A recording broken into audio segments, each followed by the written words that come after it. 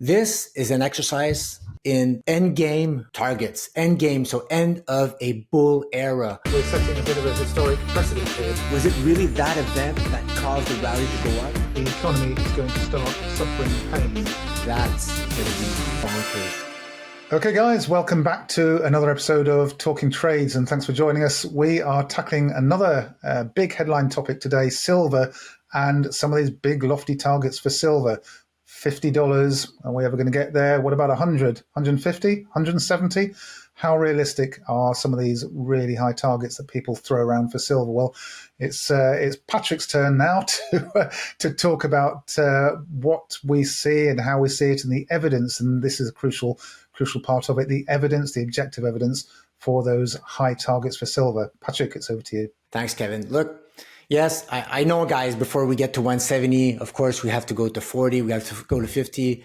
This is an exercise in endgame targets, endgame, so end of a bull era for a commodity, for any type of instrument. So this is the focus you got to go in your mind. Of course, it's not a straight line. Often when we put these high targets, people always imagine that it's just going to, wherever, like we're at $30 and then 170, and they just imagine a straight line. But that's a recipe for disaster, because emotionally, if you don't account for the drawdowns, the extensions, the euphoria, intermediate, intercycle of a bull era, and then you have these hard crashes, 20, 30, 40% down, and then it goes back up.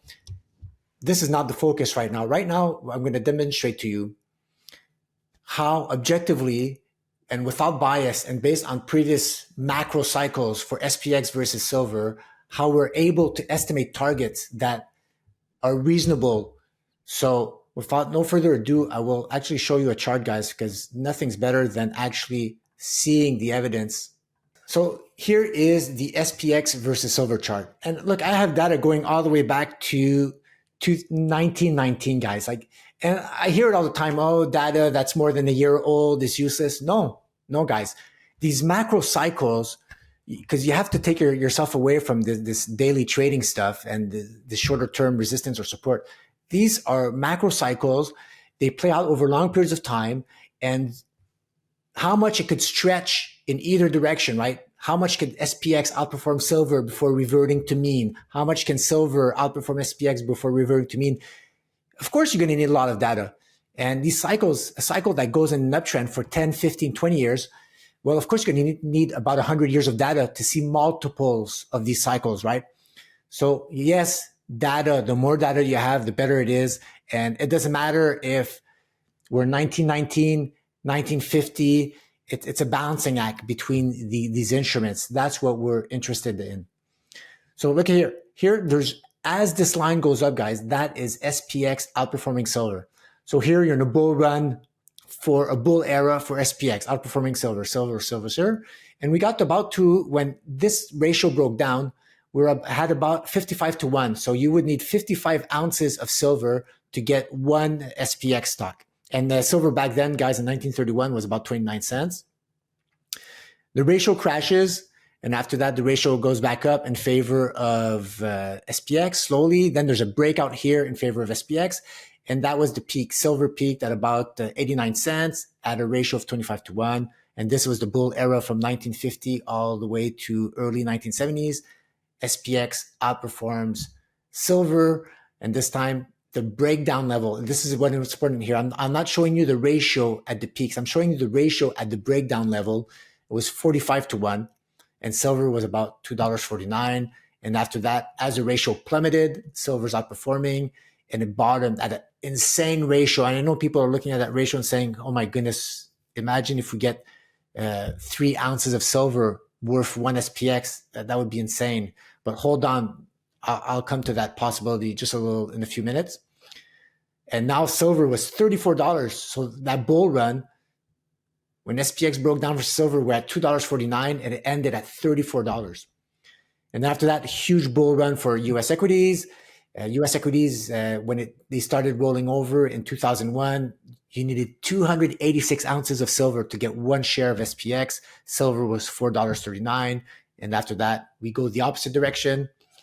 And the silver bottomed here topped at 28 ounces of silver to one to buy one share of SPX. Silver was $48. And here we are again, guys. This is it. So now I have this sleep mode line. So here we have a rising SPX outperforming silver, but you'll see it's not as acute as the other ones. It's starting to roll over a little bit like it did here in the 1950s, 60s, starting to slow. SPX could not outperform silver, and it's starting to roll over now. So I'm not saying right now there's no breakout, there's no breakdowns.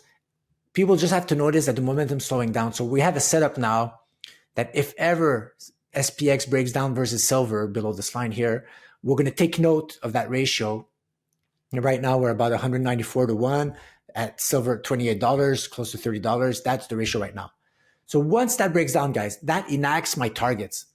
Either I do a repeat of the 2001 to 2011 run, and that brings me that arrow here is the same angle as this, same length. It brings me back to a ratio of 28 to 1. Here, this is the greedy roadmap. I took the analog move from the 1970s and I put it, if we go all the way back to 3 to 1, that would be the crazy roadmap. So this is how TA works. You get different targets, greedy, less greedy. It's a spectrum of targets, right? Just like you shoot a gun or a scatter chart. And then you could see your range, your range of where, okay, I could have a 28 to 1, silver versus SPX. I could go maybe to a 3 to 1. You're starting to get a ballpark, right? It's not black and white. But you'll see here, 28 to 1, I have $170 silver. Wow, Patrick, how do you come up with $170 silver here if the ratio goes back to 28 to 1?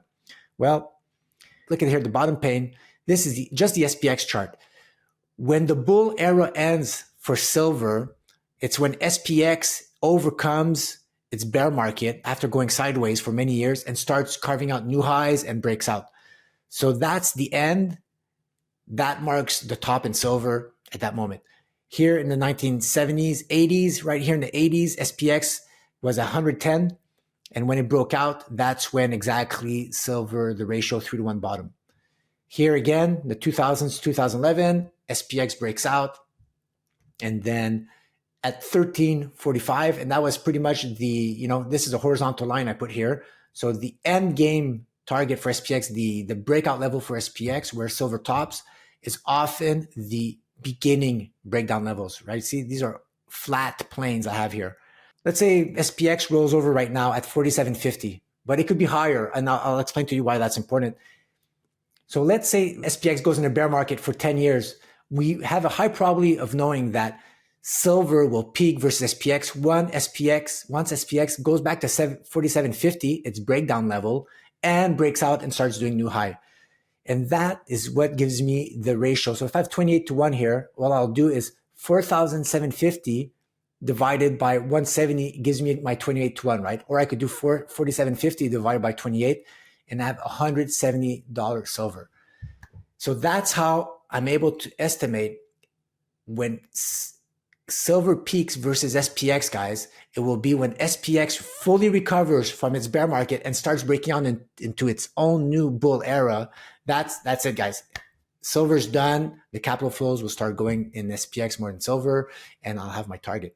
So I have 170 here and have 1,580 if really we repeat part of the 70s. So right now, I would probably focus on just overcoming these 2011 highs, and that's it. If ever SPX rolls over from a higher price point, then silver will just be that much higher because I will take, let's say SPX rolls over at 6,000, it'll be 6,000 divided by 28, and it will give me a slightly higher silver price. And Kevin, that's how I do it. I hope that made sense. But there is a way with technical analysis to try to estimate these end game targets there for gold, silver, or any other instrument for that matter. Hey, Patrick, I think we've got a lot of people spitting their coffee out at the moment at $1,500 silver. I'll take that 170 any day of the week, and anything between there and $1,500 will do me nicely. That's great to see the technical and scientific evidence there. That's really, objective evidence is what it's about, not just plucking numbers out of thin air. If you can point to some kind of process, some kind of scientific reasoned process that comes up with those numbers, then those numbers are realistic. They are based on evidence, and so it's hard to argue with the ratio charts and the numbers that come out of that. So thanks for that, Pat.